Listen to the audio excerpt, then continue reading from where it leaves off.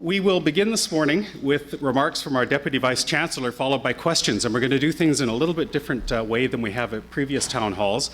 I will actually be asking a few questions that have been submitted by email in advance, and then we'll open things up to the floor, and there's a microphone down front here for people to ask questions as well. Those questions that I have won't cover everything, and I'm sure you do have a lot of questions as well. Following the Q&A, we'll move into the Staff Awards of Excellence. But first, let's hear about our campus. It's a pleasure to introduce our Deputy Vice-Chancellor and Principal, Professor Deborah Buzzard.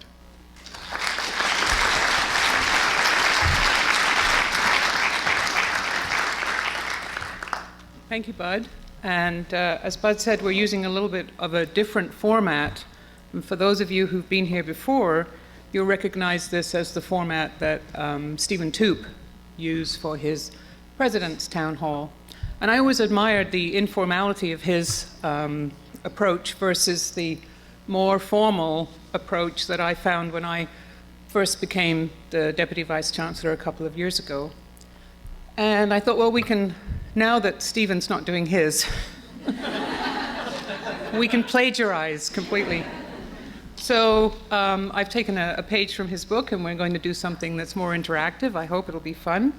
And like Stephen, I'm wearing flat shoes, which also makes me feel a lot more comfortable about standing here to do what is really a sort of a State of the Union in a way, and a welcome back. So good morning, everybody. It's great to see so many of you here, and I would encourage those of you who are at the back that there are seats down here, and there aren't any trick questions, and no one's going to pick on you. So it's not like stand-up comedy. It's safe to be down here. It's not a lecture, so I'm not going to have set questions to ask you either. Before I begin my formal remarks, I'd like to ask new faculty and staff who have, this is your first year of being part of this event, if you would please stand up so that we may recognize you.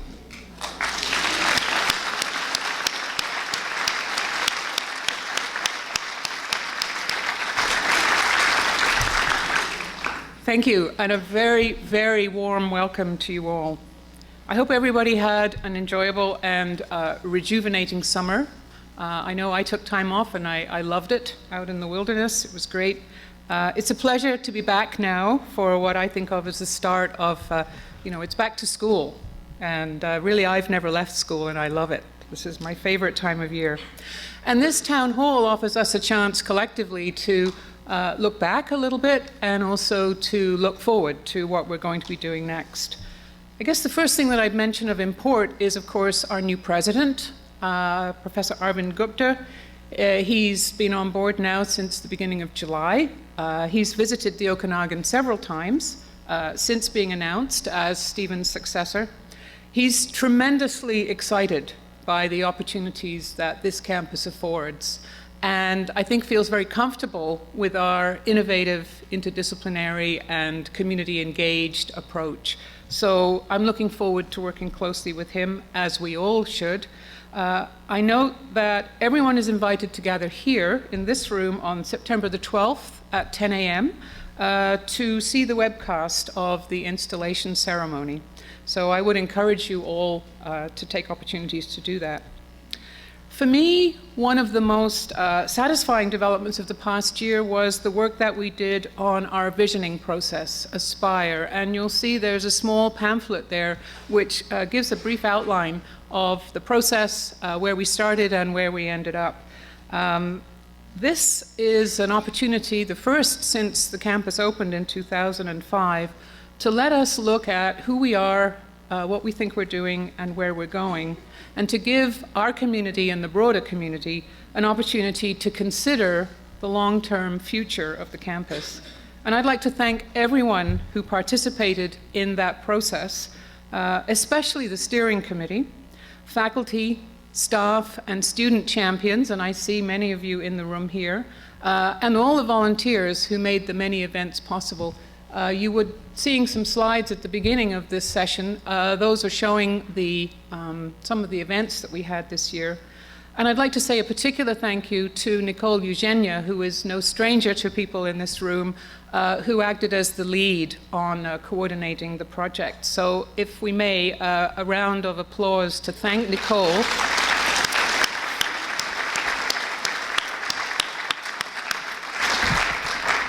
You know, as academics, we know we're not easy to organize, and driving our community through this process in a way that was inclusive and very productive really was quite an achievement in an academic year, and we got through it.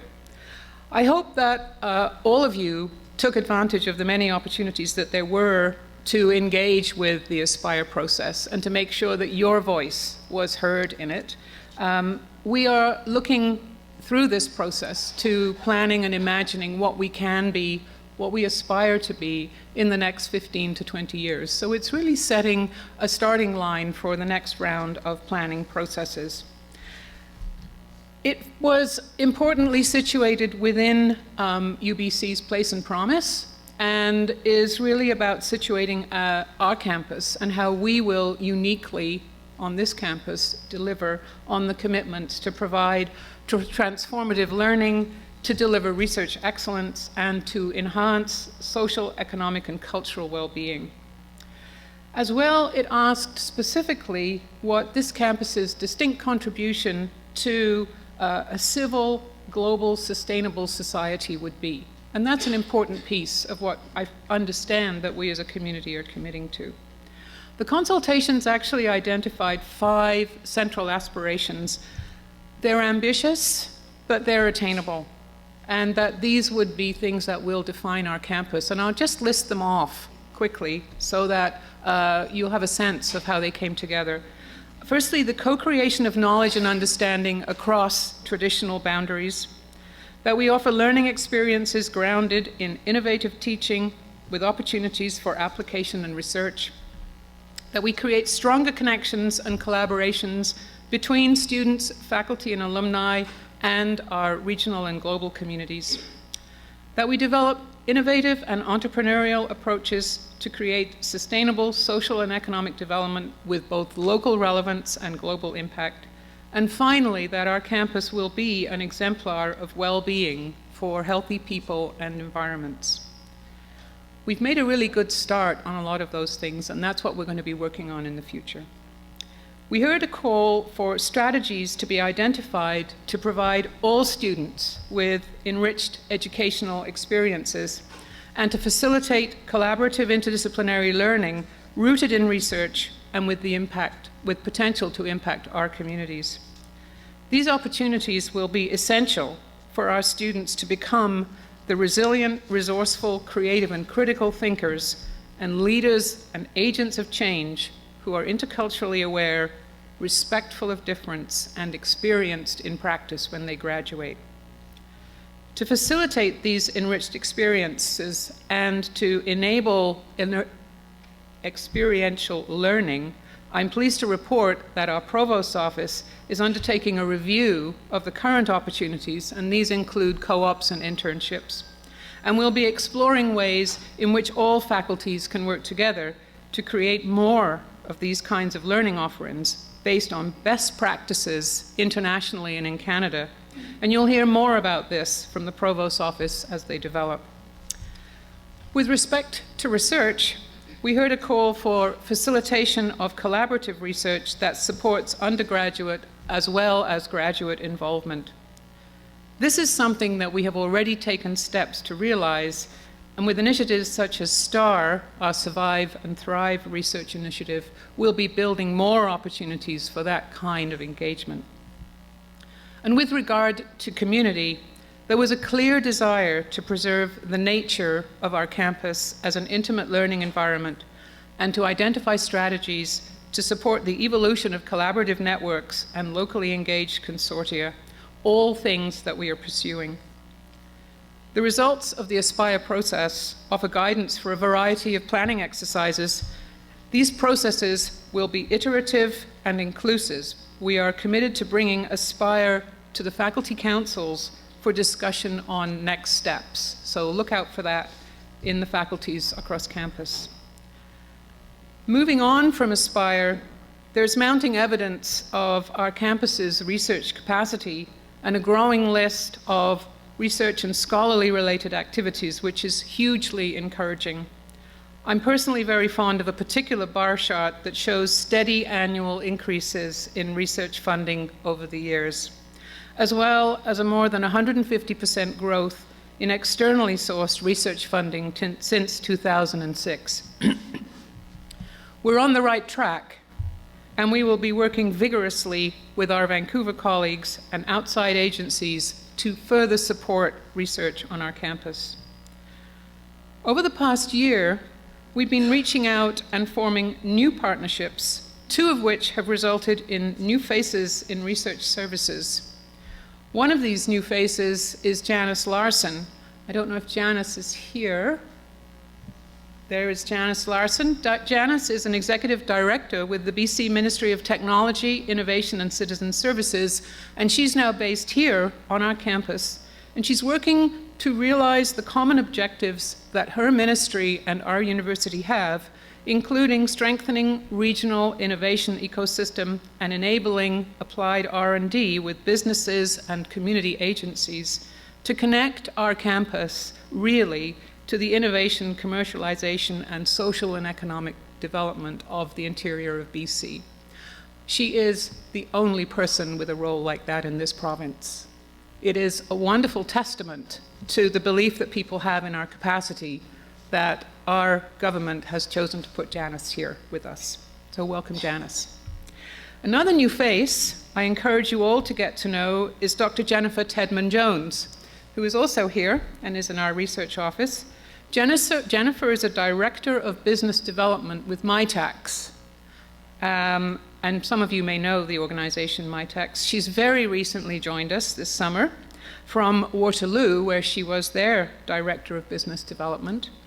Jennifer's going to be working to promote university collaboration with industry and nonprofits in the interior, including through MyTax research and training programs. If you're not familiar with the wonderful suite of MyTax programs, I encourage you to meet with Jennifer as soon as you can and pick her brains about how her organization can be of service. MyTax, I've had MyTax funding to work with actually an apple growers cooperative on research using mathematical modeling. And it was research funded by MyTax and the organization and provided funding for a graduate student. It's a wonderful opportunity to get connected, and MyTax is growing year by year and also offering opportunities for support of international students. So again, I would welcome you all to get to know that new resource. And again, she is a unique placement here at a BC university. So once again, our campus is really benefiting from our innovation drive that we have going on here. In recent months, we've also been working to strengthen our existing partnerships and growing partnerships with other post-secondary institutions in the region. Of course, you know our friends at Okanagan College, but we're working also with the University of Northern British Columbia and Thompson Rivers University. Our connections with those institutions include collaborative research and proposals for shared academic programs that will help support our drive to promote innovation and positive regional economic and social development here in the interior. And we've had some excellent meetings at the provost level, and of course we're building on the existing academic partnerships we have with Okanagan College. I'd like to also mention that 2014 is a very important year for us as we celebrate the 20th anniversary of a remarkable campus health initiative that has been led by Dr. Claire Budgeon. And I don't know if Claire is here today. She's hiding at the back. Claire has been working in partnership with Interior Health and other agencies locally on young adult health promotion and illness prevention, using our campus as a model community to work with. A program of over 20 years duration, and which has received over $2 million of provincial health research funding. That's a remarkable achievement. The work is going to be continuing this year. We are now, I would say, partnering very strongly with the other campus, which is realizing that really this is a unique exemplar that we have here already. And next year, Claire has won for this campus the International Conference on Health Promoting Universities and Colleges, which will be held in June 2015. That's a real achievement, and that really speaks back to the long history of OUC and Okanagan College here in the interior. Last year, we began the process of regular reviews of academic and administrative units on campus, as we have to now build a culture of assessment of the units that we have built here. We started with the largest administrative area, student services, along with a review and reorganization of the finance and operations portfolio, and a system-wide review of information technology at UBC, which was led by Don Thompson, which is just reaching its final stages, and we will be rolling that out for more consultations on our campus shortly. This year, we intend to continue that building of review processes. We are currently looking at the university relations portfolio led by Bud Mortensen, and we are commencing reviews of faculties for which planning work is already underway. In terms of what's next for the campus, I just want to give you a quick update of what's happening in each of our faculties on behalf of the deans. And this really is a snapshot, so I apologize if I miss your pet project. The College of Graduate Studies, let's start there at the top. This year will have more than 750 graduate students, and is delighted to announce that it will be awarding 8 new Aboriginal graduate fellowships. And that's a wonderful development here. And the very successful 3-minute thesis competition, which was a huge success, will again be held in March. Creative and Critical Studies is expanding offerings in digital media arts, and will be offering a variety of excellent performances and exhibitions on campus, and welcoming many visiting artists and scholars from near and far. And I'm particularly excited by the invitation that was extended to Dr. Stavros Karagianni, a scholar and dance performer from Cyprus, whose travel here is supported by the Distinguished International Visitor Fund. So that's a hint for those of you out there, if you have a distinguished international visitor, we have some support for that. Coming back to the process of academic reviews, the Faculty of Creative and Critical Studies is currently reviewing 2 of its departments, which of course is both of its departments, which no doubt will feed in to the underpinnings of a future faculty review. The Barber School is currently in the process of strategic planning, and we'll create a plan, of course, that aligns with place and promise, and no doubt will be informed by the Aspire process.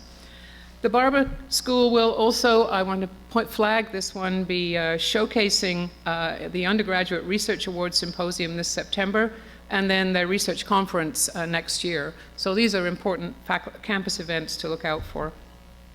The Faculty of Education has struck a design group to assess how its programming might evolve to provide innovative and sustainable academic programs to best serve the needs of the BC education system. And they are currently seeking input from current and prospective students as well as other stakeholders. So you may want to watch out or be engaged in that process also.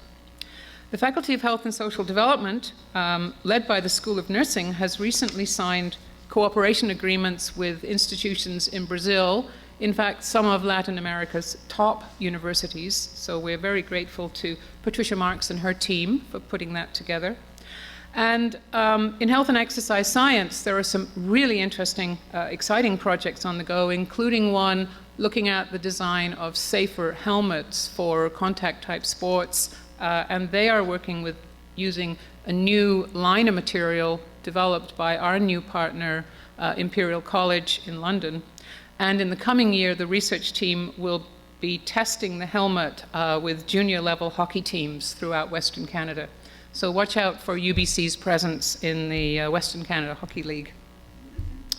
The School of Engineering is working to extend its existing bridge with Okanagan College around engineering education, and is looking to expand opportunities for students from other communities in the interior, including Prince George and Kamloops, through partnerships with their educational establishments, to enable students to begin their education studies in engineering there and then come to join our campus.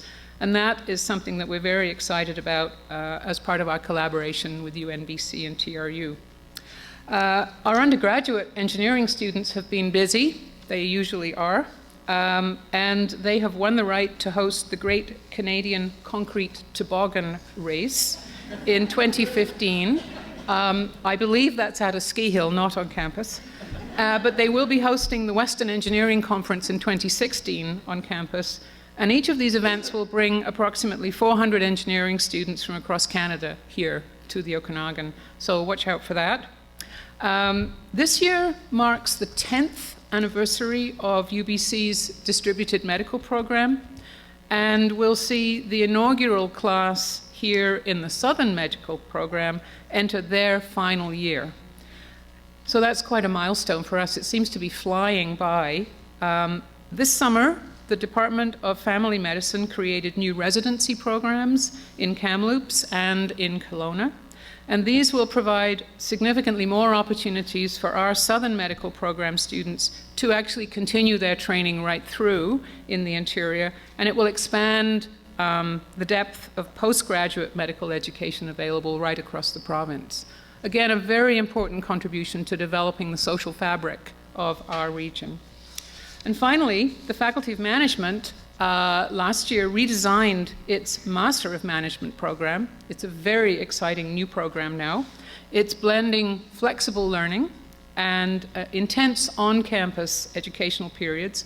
It will be accepting applications this year. I think the program launches late summer 2015. It's shifted focus from being an introductory program for new bachelor's graduates to a program for young to mid-career managers working in fast-moving businesses in regions like ours, where they're looking to become global players. And that, again, is going to lead into helping our community and our region develop the economic base that we need.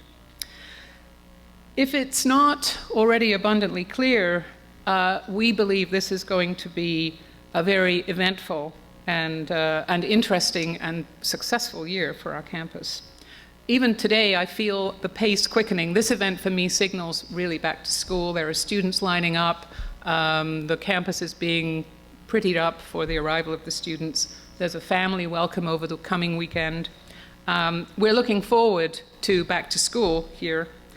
We're very excited to see our new students, of course, but also excited to see the students on this campus beginning to see themselves as part of the UBC community, as future UBC alumni, and really stepping up to the plate in thinking about how they will contribute to growing the future of this campus. And the More Library campaign and the proposal for a referendum will see our students actually commit to helping to build the next phase of this campus. And I'd just like to mention, incidentally, and this is a shout out to our development and alumni colleagues, that our Start an Evolution fundraising campaign, which had a $100 million ambition for this campus, is closing in on that objective. We're hoping the campaign will wind up in our 10th anniversary year, and we are looking for those last few $1 million that will really make that possible. So if any of you have come into a small family inheritance and can't think what to do with it, we could put your name on a building. Yeah. In my view, this campus is uniquely positioned for success, and I see us all as incredibly privileged to be here as working, studying, teaching, and conducting our research and scholarship as a community of scholars under the UBC umbrella, instead of keeping out the Vancouver rain, keeping us shaded from the Okanagan sun. I'd like to thank all of you for what you have done to bring us to where we are today, and for all that I know that we will do together in the next year as we keep on building the UBC that we want here for the future of the Okanagan. Later this morning, we're going to recognize some exemplary colleagues for their excellent service to the university. And in the spirit of that, I would like to take a moment to acknowledge the passing of a long-time and very valued member of the campus community, Alan King.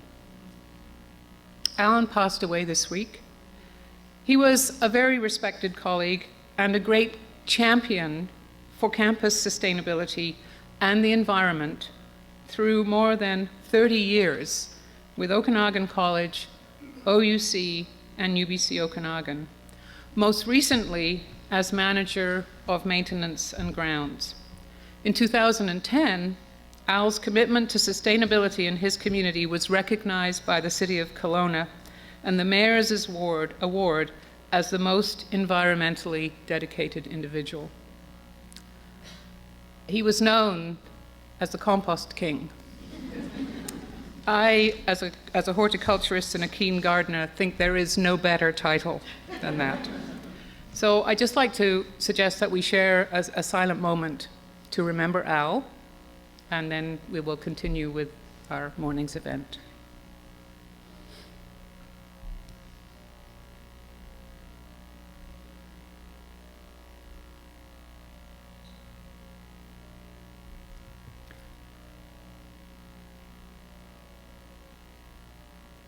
Thank you. Al will be remembered for a very long time here, with sincere admiration and gratitude. And when you look at our campus, know that every piece of that landscape has Al's name on it. And I think it would be a very fitting tribute for us to make sure that there is a plaque recognizing that place somewhere on the campus that Al would have been proud of. He was actually one of the first people I met when I came here. He gave me a tour of the campus, and he and I shared a background of horticulture and gardening. So we had a very wonderful first tour of the campus, and he really was so proud of what's been built here. So, moving on, I want to wind up the formal part of my remarks by thanking you again all for coming, and looking forward to, as I say, what we will create this year, and to the rest of what will be a fun day, including our barbecue outside on campus. So welcome back to school.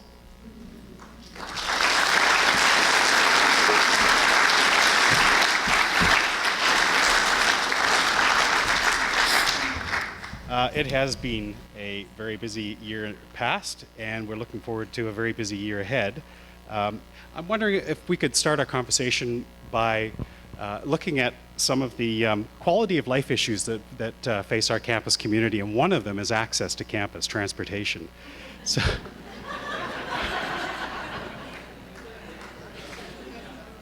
so we actually had a question submitted by email that specifically asked about the current status of safe bicycle access using a route along Highway 97. So I wonder if you could update us on that front, on the east side of campus. As you know, this is really a very serious issue, and we have worked extremely hard to try and move ahead to get a better cycle access, safe pedestrian and cycle access to the campus. As many of you know, we have issues with our Curtis Road access. UBC and residents of Curtis Road have unfortunately been in litigation for a very long time. We were hopeful earlier on in this year that we would have resolution, and I say optimistic that that resolution might enable us to move on to a better solution for how we might work well with our neighbors. This is under a dark star because just when we thought we might get an answer from the lawyer, he had a stroke. From the judge, rather. So that, of course, is very sad, but it also means that there are a whole suite of cases, including ours, which are just pushed off until some further arrangements are made. And you know the BC justice system is full of delays. So that's that piece. On the we have had some very thoughtful and encouraging suggestions for alternative routes, one of which was proposed around Roberts Lake. It looks like an excellent proposal. There are major issues around the approval of that route by both local organizations and under the Federal Migratory Bird Act, because it is a nesting area for an endangered species, that mean that it's not quite as easy to just draw a line around Roberts Lake, throw down some gravel, and have a new safe path. We are still looking at that. We couldn't get a workable solution in time for this fall, but be assured that Campus and Community Planning, Michael Shakespeare, and the university's legal counsel and others are all working very fast to try and come up with a solution. The political approach is the other side of this, that what we really need is the completion of John Hindle Drive. And we have been putting significant pressure in every way we can on all the levers that we have with provincial, municipal, and even federal governments to try and move ahead that project with the city of Kelowna. You may have seen the recent movement on the Rails to Trails project. We have encouraged everybody on this campus to become an active member and sign up on that website. And we are very much institutionally supporting the Rails to Trails group in their ambition to open up the old railway line that would provide a safe and more direct access to anything else that we can envision. That is, however, still through that process of decommissioning and approval for development. But the municipalities have expressed their interest in going forward with it, so we're encouraged. Sadly, this issue of safe pedestrian and bicycle access is what people refer to as a wicked problem. If there was a simple, easy solution, it would have been resolved. So I regret that we haven't done it yet. Very good. Enough? Very complete. Sorry. Another question that was submitted by email was about the future character of the campus in regards to its population. Aspire uses language like intimate learning environment as one of the key attributes for this campus. And there are rumors out there that we may be about to dramatically expand the population on campus. And I'm wondering if you could address the rumor and what is the plan for the future population? The rumor is false, so we'll put that one out there right up. There is no plan to massively increase the population on campus. We are, however, looking at slow growth models. And I think where that rumor may have arisen is actually from the campus master planning process, which is the process that's been running in parallel with the Aspire project this year, looking at what we need to think about for the future of the campus. And we do know that we are seeing increasing numbers in some programs, not in all. We are seeing increasing demand, for example, in graduate studies, and we're seeing increasing demand internationally for our programs. So we see a slow growth model at this point. We see opportunities, perhaps, in the future for adding new programs, for expanding some of our existing programs, and in some areas, perhaps, for programs that are currently offered at a sort of a nuclear level to expand and grow as they develop. So there is no plan for significant growth, but when you undertake a master planning exercise for the physical campus, you need to set out some sort of extreme parameters. And the extreme parameters that were set were sort of effectively what would we need to think about. I believe it was 12,000, so doubling of the campus, which would take us to about 15 or 16,000 students. That is simply not being planned. We don't really want to be that. That would bring us to be another mid-sized university without a particular character. But clearly we have opportunities to grow. We certainly have land, and we do have programs that are seeing increasing demand, and we're launching new programs as we go forward. We may, for example, see new kinds of health programs as this community develops being offered on this campus. So with the supply and demand for students voting with their feet as to what programs they're gravitating towards, can you give us some examples of programs that where we're seeing the high demand and others where things might be ebbing a little bit?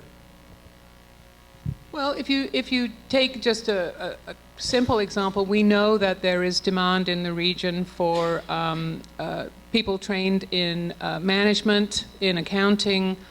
We know that there is significant demand for graduates in engineering, in nursing, and so there's potential that we may see those programs grow. Our engineering school is, of course, one of the new, and our management school, management faculty, are the new entities on campus. They both are startups, and they started up with a simple program. There's a lot of potential as they develop to see those things increasing. On the other hand, we are clearly reading the signals demographically and politically and through student applications that demand for programs in education is at best static, and the demographic models don't suggest that there'll be an unmet need for increasing that program. So we're looking at these things changing as we go forward.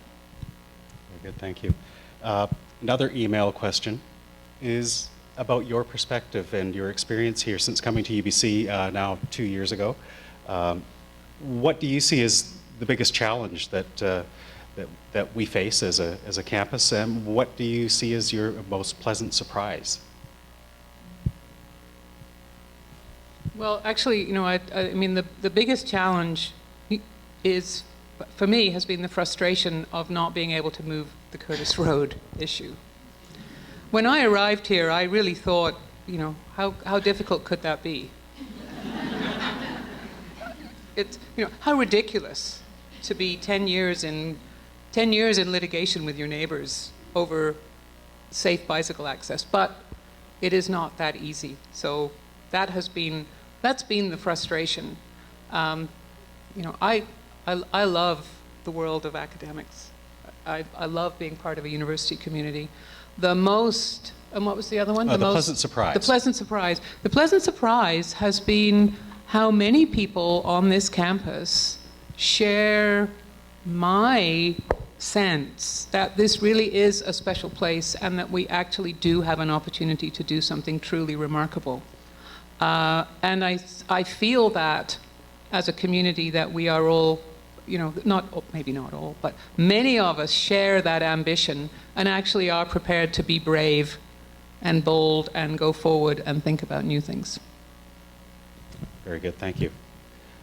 Last question for me is about the lineups at Tim Hortons. What are we going to do about that?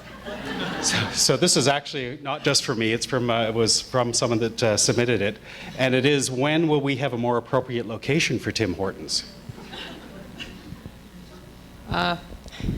Yes. There's another wicked welcome. social problem. Tim Hortons.